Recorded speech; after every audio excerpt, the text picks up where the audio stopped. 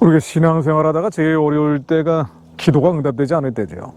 새벽 기도하고 철야 기도하고 금식 기도도 했는데 하나님 어디 계시는지 보이지도 않고 들리지도 않고 우리 인생 가운데 현현하지도 않는 것처럼 느껴질 때 어렵습니다. 근데 어른들은 그렇다 치고요, 아이들이 열심히 기도했는데 응답받지 못할 때는 더 괴롭습니다. 자녀들이 그럴 때 말이에요. 뭐라고 얘기를 해줘야 되는지. 위로의 말도 한계가 있죠. 마음속에 실망감이 쌓이고 있는 걸 보고 있는데 어떻게 해야 되는지 말이에요. 난감해집니다. 저도 어린 시절에 열심히 교회를 다녔는데 한참 교회를 떠난 이유가 바로 기도가 응답되지 않았기 때문입니다. 초등학교 6학년 때 목류병 증상이 생겼어요. 뭐 자세히 말씀드리긴 그렇지만은요, 아주 특이한 영적 현상이죠. 열심히 기도했습니다. 고쳐달라고, 병원 안 가게 해달라고. 이 목류병 고치려면 정신병원에 가야 될 거 아닙니까? 정신병원 수감되는 것 같기도 하고요. 근데 결국 병원에 갔어요. 물론 수감된 건 아니고 통원 치료를 받았는데 한 3개월 열심히 다녔죠. 그리고 사라졌습니다. 그러나 그 사건 이후에 하나님에 대한 원망감이 생긴 거예요. 그리고 중학교에 올라가면서 공부한다는 핑계로 슬슬 교회를 안 나가기 시작했죠. 예. 그때부터 방황이 시작이 된 겁니다. 원인은 모르지만 왜 그런 일이 생겼는지, 뭐 영적으로 민감했다고 볼 수도 있고요. 원인은 모르지만은 하나님의 계획이 있었어요. 하나님이 크신 계획, 물론 지금은 알고 있지만 그때는 몰랐습니다. 그런데 하나님의 계획이 크면 클수록 이해할 수 없는 시련, 환난, 고난에 당하는 경우가 많거든요. 아무리 불러도 응답되지 않는 기도의 제목들도 많습니다. 하나님의 계획이 크면 클수록 그렇죠. 그릇이 크면 클수록 그 안에 담겨져야 되는 기도의 눈물은 더 많단 말이에요. 뭐 조금 다른 예일 수 있지만 또 딱따구리가 울고 있네요. 요셉이 12 형제 가운데 가장 낫습니다. 꿈꾸는 자였고 하나님과 친밀했던 자예요. 그럼에도 불구하고 왜 억울한 옥살이 종살이를 13년이나 하냐 말이죠. 옥살이 종살이 하면서 하나님이 얼마나 불렀겠습니까? 그러나 그의 기도는 응답되지 않았습니다. 몰랐죠. 원인을 몰랐어요. 그리고 하나님 어디 계시느냐라고 탄식하고 절규하고 절망할 때도 많았을 겁니다. 그런데 나중에 총리가 되고 형들을 만나면서 그제야 하나님의 계획이 무엇이었는지 알게 됩니다. 왜 나를 억울하게 종살이 옥살이를 시켰는지, 왜 내 기도는 응답되지 않았던 것인지, 수많은 실패 사례들을 지나서 어마어마한 성공을 한 뒤에야 깨달은 거예요. 오래 참고 인내하는 기간이 필요했던 거죠. 헛사람이 죽는 기간이었을 겁니다. 자아가 부정되고 자기가 사라지는 기간들이 필요했겠죠.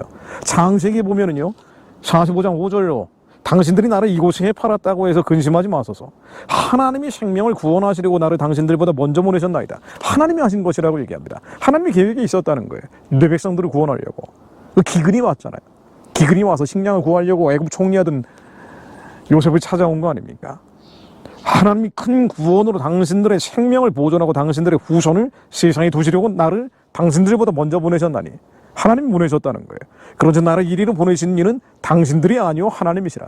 하나님의 계획하에 이루어진 것이다. 그래서 나의 기도는 응답되지 않은 것이다.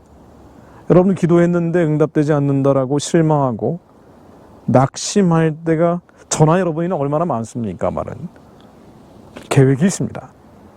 근데 너무 계획이 크면 지금 안 보이는 거예요. 요셉처럼 안 보이는 겁니다. 그런즉 나를 이리로 보내는 당신들이 아니오 하나님이시라. 하나님이 나를 바로에게 아버지로 삼으시고 그 온 집의 주로 삼으시며 애굽 온 땅의 통치자로 삼으셨나이다. 이걸 위해서 어마어마한 하나님의 마스터 플랜을 이루기 위해서 그 사람의 인내, 오래 참음을 시험하신 거예요. 정말 나를 믿느냐? 이름에도 불구하고 나를 신뢰하느냐? 이 많은 실패 사례들에도 불구하고 응답되지 못한 기도의 험한 골짜기를 지나서 주님께서 어린 예수가 따라가는 방향으로 가는지 그걸 보시려는 거예요. 예수님도 말씀하셨죠.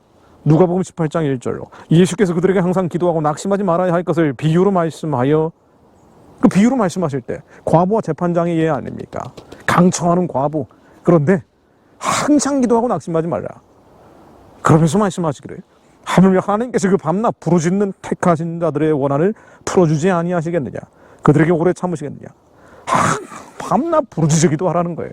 실망하지 말고 낙심하지 말고 낭망하지 말고 계속 기도해라. 그러면 하나님께서 들어주신다. 내가 너희에게 이르되 속히 그 원한을 풀어주시리라. 그러나 인자가 올 때 세상에서 그 믿음을 보겠느냐 하시니라. 그 믿어야 된다. 그 믿음을 보시겠다는 거예요. 정말 나를 믿었는지. 기도가 응답되지 않는 사례들이 이렇게 블록처럼 머리에 꽉꽉 들어차 있는데도 얼마나 많은 실패 사례들이 우리의 잠재의식 안에 남아 있습니까? 기도했는데 응답받지 못했기 때문에 내가 지금 기도하는 것도 응답되지 않을 것 같다는 그 두려운 말이에요. 그럼에도 불구하고 밤낮 부르짖어 기도해야 된다. 항상 기도하고 낙심치 말라. 계속 기도해라. 응답받을 때까지 기도해라. 물론 전제 조건이 있죠. 정욕으로 구하지 말라는 거예요. 정욕으로 구하는 것은 안 된다라고 되고 있습니다. 야고보서 4장 2절로 너희가 얻지 못하면 구하지 아니하기 때문이요. 구하여도 받지 못하면 정욕으로 쓰려고 잘못 구하기 때문이라. 자, 그런데 우리가 응답받지 못하는 기도의 사례들을 보세요. 이렇게 정당화하죠. 정욕으로 구하기 때문에 응답받지 않았다. 그러나 정말 하나님의 맞는 말씀 앞에 서게 되면요, 우리가 질병 고치는 게 정욕으로 구하는 게 아니잖아요. 몸 안에 있는 염증과 연병과 암종들이 떠나가게 해달라는 게 이게 하나님 뜻에 거스르는 게 아니지 않습니까?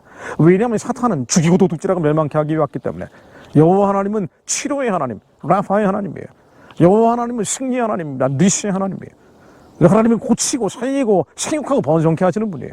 질병이 있는 것은 하나님의 뜻이 아니란 말이죠. 정욕으로 구하는 게 아니에요. 근데 응답받지 않았어요. 그럼 하나님 뭐 하라는 겁니까? 오래 참고 인내하며 낙심하지 마라. 그리고 절망하지 마라. 믿음으로 기도하라는 거예요. 계속 기도해라. 그래서 예수님은 낙심하지 말고 기도해라. 낙심하지 마라. 낙심이 문제입니다. 야고보서 1장 6절 오직 믿음으로 구하고 조금도 의심하지 말라. 의심하는 자는 마치 바람에 밀려 요동하는 바닷물결 같으니 이런 사람은 무엇이든지 죽게 얻기를 생각하지 말라. 두 마음을 품어 모든 일에 정함이 없는 자로다. 두 마음이 뭡니까?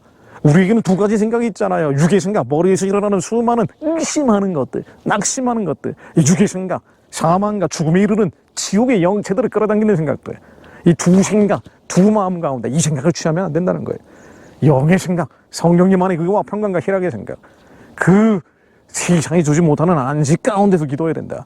두 마음을 품어서는 안 된다. 그런데 문제는 우리 안에 낙심과 의심이 계속 일어나는 거예요. 겉사람의 정과 욕심이 있기 때문에. 우리의 예차가 여전히 남아있기 때문에. 그래서 어떻게 해야 됩니까? 하지 말라고 주님이 명령하셨는데 계속 드는 거예요. 낙심이 드는 겁니다. 의심이 드는 거예요. 너무나 많은 실패 사례들이 누적되어 있기 때문에. 응답되지 못한 기도의 제목들이 쌓여있기 때문에. 그럼 어떻게 해야 돼요? 아이들한테 뭐라 그래야 돼요? 해주는데도 한계가 있어요. 그래서 말씀으로 기도해야 됩니다. 이게 죄거든요. 낙심과 의심이 죄란 말이에요. 내가 아니에요. 마음이 새로워짐으로 변화를 받으면 사라지는 것들이에요. 우리의 영이 점점 자라나면서 지식을 뛰어넘고 경험과 감각을 뛰어넘을수록 우리 겉사람의 자아는 계속 죽어지고 후패해지는 거, 썩어 없어지는 거예요.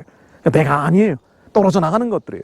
이건 페인트처럼 묻어있는 것들이고 빨아야 되는 것들이에요. 목욕해야 되는 것들입니다. 이게 바로 죄거든요. 내가 아닌데 나인 것처럼 붙어있는 내 자아, 겉사람의 정과 욕심들, 의심하고 낙심하는 것, 절망감들.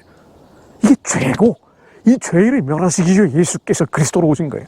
그 생명의 말씀이 우리 안에 오신 겁니다. 근데 죄인지 몰라요. 아이들한테 너 죄다라고 얘기할 수가 없잖아요. 참아.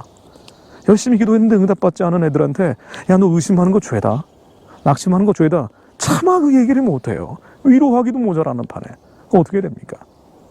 이게 죄인지 깨달아져야 되는데, 그래야 떨어져 버리는데, 그래야 버려버리는데, 그래야 짓밟아버리는데, 그래야 가나안의 30일 왕처럼 바시아는 옷과 아모리 왕 시온의 머리를 깨버리는 것처럼 예수 그리스도 이름으로 깨버리는데, 의심아 낙심아 예수 이름으로 나갈지어다, 끊어질지어다라고 선포하는데, 이게 죄인지 모르니까 붙잡고 있는 거예요.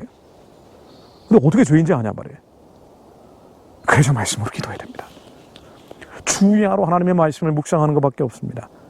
낮이나 밤이나 하나님의 말씀, 스트레스 받을 때, 의심일 때, 낙심일 때, 절망감일 때. 아니 저도 말이죠. 북한의 구원과 해방이 정욕으로 구하는 게 아니잖아요.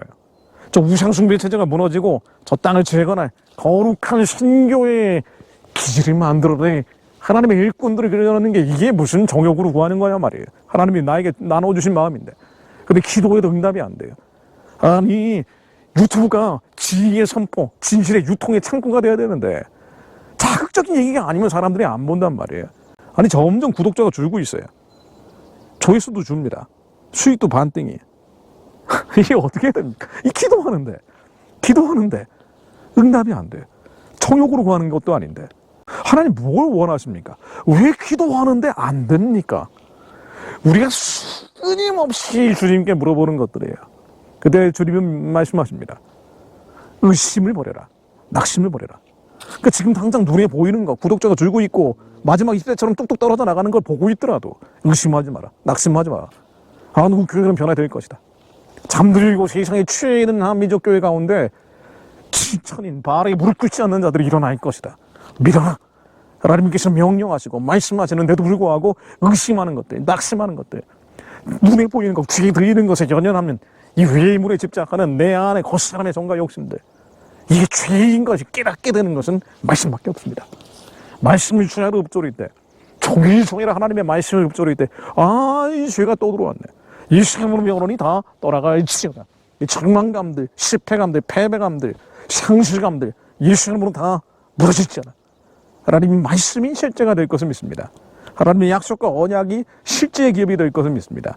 북한의 우상을 숭배의 진이 평화적으로 무너질 것을 믿습니다. 저 핵무기, 미사일 뭐든 간에 남쪽이 전 세계에 있는 간첩단이 어떻든 간에 스스로 망할 것을 믿습니다. 예수의 이름으로 명하노니 자기들이 파놓은 함정에 빠져 무너질지어다. 하나님 완전하신 말씀이 저희들이 읊조리는 자들이 되게 하옵소서. 보기를 사람은 악인들의 꾀를 따르지 아니하며 죄인들의 길에 서지 아니하며 오만한 자들의 자리에 앉지 아니하고 오직 여호와의 율법을 즐거워하여 그의 율법을 주야로 묵상하는도다. 주의 율법을 주야로 묵상을 해야, 낮이나 밤이나 하나님의 말씀을 묵상을 해야 악인, 죄인, 오만한 자들이 되지 않습니다. 주야로 하나님의 완전하신 말씀을 묵상하지 않으면 우리 겉사람의 정거 욕심이 또 일어나는 거예요. 낙심이 또 일어나는 거예요. 의심이 또 일어나는 거예요. 그래서 하나님의 약속을 믿지 못하게 만드는 겁니다. 실제가 되지 못하게 하는 거예요. 악인, 죄인, 오만한 자가 될 수밖에 없기 때문에 하나님의 말씀을 주야로 저희들이 묵상하는 자들이 되게 하시오. 실망스러운 환경, 낙심 낙담할 수밖에 없는 상황에 처해 있다 할지라도 하나님이 우리에게 주시는 약속이 실제의 기업이 될 것을 믿게 하옵소서. 하나님, 지혜의 선포, 진실의 유통이 더욱더 활발해지게 하시오. 말씀이 흥황하게 하시며 하나님의 말씀으로 기도하는 북한 재건의 일꾼들이 양성되고 양육되고 양병되게 하시며 저 우상의 체제가 무너진 자리에 성전을 짓고 교회를 짓고 학교를 짓고 병원을 짓고 새롭게 할 예수님 나오시고 오실 길 예배하며 온 땅에 복음 전하는 주님의 백성들이 후련받게 하실 것을 믿습니다. 그리고 저 땅을 새롭게 하시며 이 나라를 하나님의 거룩한 제사장 나라로 회복시켜 주실 것을 믿습니다. 예수 그리스도 이름으로 기도드립니다. 아멘.